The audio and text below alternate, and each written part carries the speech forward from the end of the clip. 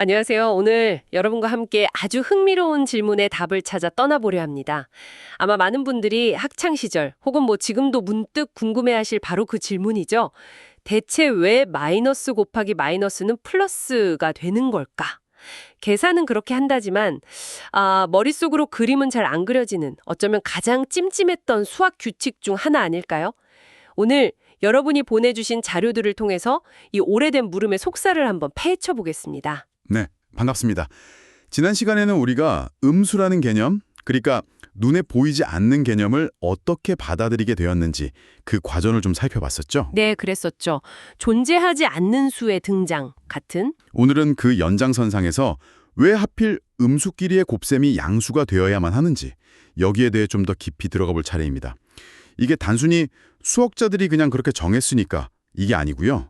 이것이 수학이라는 거대한 논리 시스템을 유지하기 위한 필연적인 선택이었다는 점을 자료들을 통해 함께 확인해 보겠습니다. 필연적인 선택. 이거 흥미롭네요. 사실 많은 분들이 이 부분을 제일 어려워하시는 것 같아요. 그렇죠. 직관적이지 않으니까요. 네. 빚 곱하기 빚이 왜 재산이 돼? 이런 식의 비유를 들어보려고 해도 영 시원치가 않죠. 오늘 우리가 살펴볼 내용은요, 단순히 계산 규칙 하나를 더 이해하는 걸 넘어섭니다.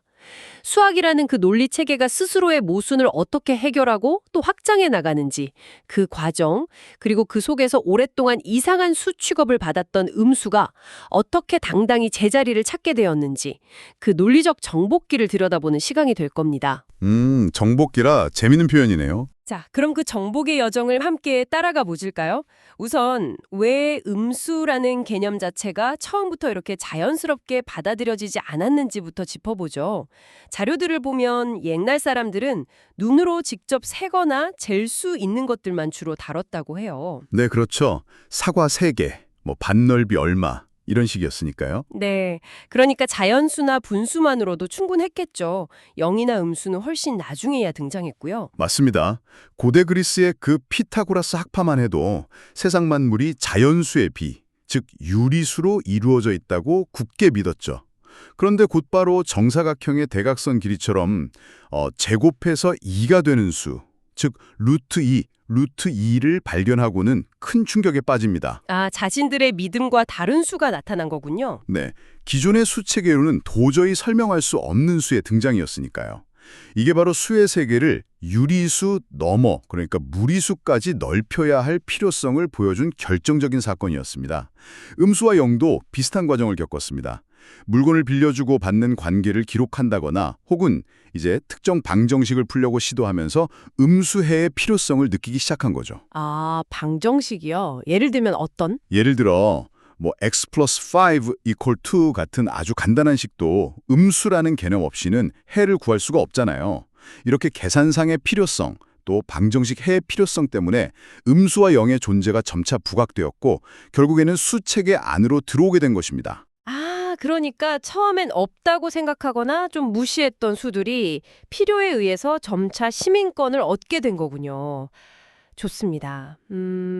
음수가 필요하다는 건 알겠어요. 그런데 그 음수를 받아들이는 것하고 하필이면 마이너스 곱하기 마이너스는 플러스라는 조금은 해괴해 보이는 규칙을 정하는 것 사이에는 도대체 어떤 연결고리가 있는 건가요? 그냥 마이너스 곱하기 마이너스는 마이너스라고 하면 더 직관적이지 않았을까? 이런 생각도 드는데요. 바로 그 지점에서 수학의 아주 근본적인 작동 원리가 드러납니다. 수학은 단순히 계산 기술의 모음이 아니에요. 몇 가지 기본적인 약속, 우리가 공리, 엑시옴이라고 부르는 대전제 위에서 세워진 거대한 논리 체계입니다. 공리? 네. 우리가 너무나 당연하게 받아들이는 덧셈의 교환 법칙, A 플러스 B는 B 플러스 A라든지 아니면 오늘 이야기에 정말 열쇠가 될 곱셈의 분배 법칙, A 곱하기 B 플러스 C는 A 곱하기 B 더하기 A 곱하기 C와 같다. 이런 것들이 바로 이 공리의 대표적인 예시죠. 네네, 분배 법칙 정말 많이 썼죠. 중요한 점은 수의 세계가 자연수에서 정수, 유리수, 실수로 이렇게 확장되더라도 이 근본적인 공리들은 새로 들어온 수들에게도 일관되게 적용되어야 한다는 겁니다. 일관성이 중요하군요. 네, 그래야만 수학 전체가 모순 없이 아주 튼튼하게 유지될 수 있거든요. 공리. 그러니까 수학이라는 게임의 기본 규칙 같은 거네요. 그리고 새로운 플레이어, 음수 같은 애들이 들어와도 게임 규칙 자체를 바꾸면 안 된다. 이런 이야기로 들립니다. 마치 뭐랄까 나라에 새로운 시민이 들어온다고 해서 헌법을 마음대로 막 뜯어고칠 수는 없는 것처럼요. 아주 적절한 비유입니다. 그 실수 체계를 공리적으로 정의하는 자료 부분을 보면요. 좀 복잡해 보이지만 핵심은 이렇습니다. 실수 R이라는 집합 안에서 덧셈, 곱셈 같은 연산과 0, 1 같은 기본 요소, 그리고 크다, 작다 같은 관계가 몇 가지 절대 흔들릴 수 없는 공리 위에서 어떻게 서로 얽혀서 돌아가는지를 보여주는 겁니다. 네. 이 구조 안에서 모든 규칙들은 서로 충돌 없이 조화를 이루어야만 해요. 그리고 그 조화를 지키는 데 핵심적인 역할을 하는 규칙 중 하나가 바로 분배 법칙인 거고요. 알겠습니다. 분배 법칙 같은 기본 규칙은 무슨 일이 있어도 지켜져야 한다. 자, 그럼 드디어 오늘의 본론으로 들어가 보죠. 이 규칙 사수가 어떻게 마이너스 곱하기 마이너스는 플러스라는 결론으로 이어지는 건가요? 여전히 제 머릿속으로는 잘 안 그려지는데 논리적으로 한번 보여주시죠. 이게 왜 필연적인 결과인지요. 좋습니다. 직관적인 그림 대신에 논리의 흐름을 한번 따라가 보죠. 우리가 절대적으로 지켜야 할 규칙, 분배 법칙, A 가로 B 플러스 C 이퀄 AB 플러스 AC가 있다고 했죠? 네. 이 규칙이 우리가 새로 받아들인 음수를 포함한 모든 수에 대해서도 성립해야만 합니다. 만약에 음수에게만 이 규칙이 다르게 적용된다면 수학 시스템 전체에 큰 혼란이 오겠죠. 네, 그건 정말 안 될 말이죠. 분배 법칙은 진짜 기본 중에 기본이니까요. 모든 수에게 공평하게 적용되어야겠죠. 자, 그럼 이 분배 법칙식에 구체적인 수를 한번 넣어서 증명해 보겠습니다. 한번 A 꼴 마이너스 1, 그리고 B 꼴 1, C 꼴 마이너스 1이라고 가정해 봅시다. 먼저 등식의 왼쪽 변, 즉 A 가로 B 플러스 C는 어떻게 될까요? 대입해보면 마이너스 1, 1 플러스 마이너스 1이 되겠네요.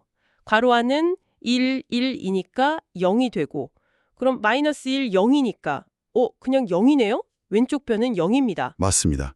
좌변은 깔끔하게 0이 되었습니다. 자, 이제 오른쪽 변 A, B 플러스 AC를 계산해 보죠.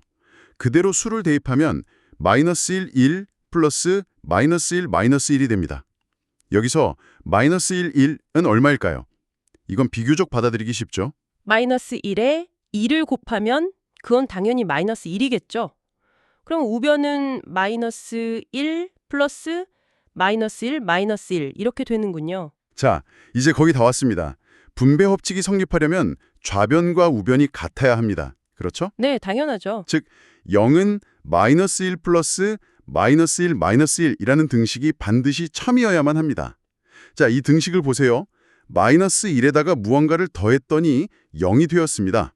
그렇다면 저 괄호 안에 있는 마이너스 1, 마이너스 1이라는 덩어리는 반드시 얼마여야 할까요? 마이너스 1에 뭘 더해야 0이 되죠? 잠깐만요. 플러스 1이어야만 하네요. 그쵸, 플러스 1 말고는 답이 없어요. 와, 진짜 그러네요. 우리가 너무나 당연하게 여기는 그 분배 법칙을 음수 세계에서도 그대로 지키려면 마이너스 1, 마이너스 1은 선택의 여지 없이 플러스 1이 될 수밖에 없는 거군요. 정확합니다. 와, 이건 누가 정한 약속이 아니라 수학 시스템 자체가 무너지지 않기 위한 논리적인 귀결이었던 거네요. 바로 그겁니다. 이게 바로 핵심이에요. 직관적인 비유가 부족한 이유는 이 규칙이 현실 세계의 무언가를 직접 묘사한다기보다는 수학이라는 논리 구조 자체의 내적 일관성을 지키기 위해서 필연적으로 도출된 결과이기 때문입니다. 내적 일관성. 네, 다른 자료에서 잠시 언급되는 부호가 있는 정신적 크기라든지 뺄셈에 대해 닫혀있는 시스템 같은 개념들도 결국 비슷한 맥락입니다. 우리 뇌가 수를 처리하는 방식이나 수학 시스템 자체가 음수와 그 연산을 포함해서 모순 없이 잘 작동하기 위해서는 이런 규칙들이 자연스럽게 요구된다는 점을 시사한다고 볼 수 있습니다. 그러니까 음수곱셈 규칙은 이 정교한 수학이라는 건물을 떠받치는 눈에는 잘 안 보이지만 아주 중요한 기둥인 셈이죠. 야, 그래서 저희가 처음에 논리적 정복기라고 표현했던 거군요. 마이너스 곱하기 마이너스는 플러스라는 이 규칙은 오랫동안 수 취급도 제대로 못 받던 임수가 드디어 수학 왕국에서 당당히 시민권을 얻고 기존 질서와 완벽하게 통합되었음을 선언하는 그야말로 승리의 증표 같은 거였네요. 네, 맞아요. 승리의 증표. 이건 그냥 암기 대상이 아니라 거의 기념비였던 겁니다. 그렇습니다. 이 규칙 덕분에 음수는 더 이상 뭐 특별하거나 골치 아픈 존재가 아니라 양수와 완전히 동등한 자격으로 덧셈, 뺄셈, 곱셈, 나눗셈 등 모든 대수적 연산에 자유롭게 참여할 수 있게 되었습니다. 아, 동등한 자격으로? 네. 이는 이후에 뭐 방정식 이론, 함수 이론, 미적분학 등등 수학의 눈부신 발전을 가능하게 한 아주 결정적인 발판이 되었습니다. 여러 수 이론 분야들도 결국 이렇게 탄탄하게 정립된 수체계 위에서 꽃을 피울 수 있었던 것이죠. 오늘 우리는 여러분이 던져주신 오랜 질문, 왜 마이너스 곱하기 마이너스는 플러스인가? 이걸 통해서 수학의 깊은 논리 세계를 함께 탐험했습니다. 사과나 빛 같은 걸로는 도저히 설명이 안 되던 그 규칙이 사실은 수학이라는 시스템 전체의 일관성과 안정성을 지키기 위한 필연적인 결과였음을 확인했습니다. 네. 이것이야말로 음수가 정말 어렵게 쟁취해낸 논리적 승리라고 부를 만합니다. 수학의 세계는 때로는 우리의 일상적인 직관과는 좀 다른 모습을 보여주곤 합니다. 하지만 그 이면에는 정말 빈틈없는 논리와 아름다운 질서가 숨어 있죠.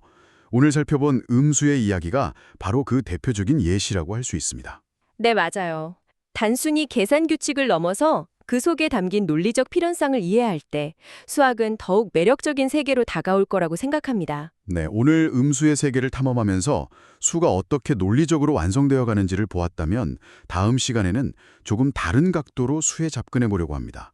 수를 이해하는 것을 넘어서 인류가 수를 기록하고 표현하는 방식 자체에 혁명을 가져온 이야기, 바로 손가락이 만든 문명, 십진법의 기원에 대해 깊이 파고들어 보겠습니다. 아, 십진법. 흥미롭겠네요. 네, 우리 손가락 10개가 어떻게 세상을 숫자로 옮기는 기준이 되었는지 그 흥미진진한 이야기도 많이 기대해 주십시오. 마지막으로 이런 질문을 한번 던져봅니다. 오늘 우리가 확인했듯이 어떤 수학 규칙들은 강력한 내적 논리에 의해서 그 형태가 결정되잖아요. 네, 그렇죠. 그렇다면 우리가 사용하는 이 수학이라는 시스템은 과연 우주에 원래부터 존재하던 어떤 진리를 발견한 것일까요? 아니면 인간의 정신이 필요에 의해서 정교하게 만들어낸 가장 효율적인 도구일까요? 와, 발견이냐, 발명이냐, 깊은 질문이네요. 뭐 정답은 없을지 몰라도 한 번쯤 곱씹어 볼 만한 질문인 것 같습니다. 오늘 탐험은 여기까지입니다. 다음 시간에 더 흥미로운 주제로 다시 찾아뵙겠습니다.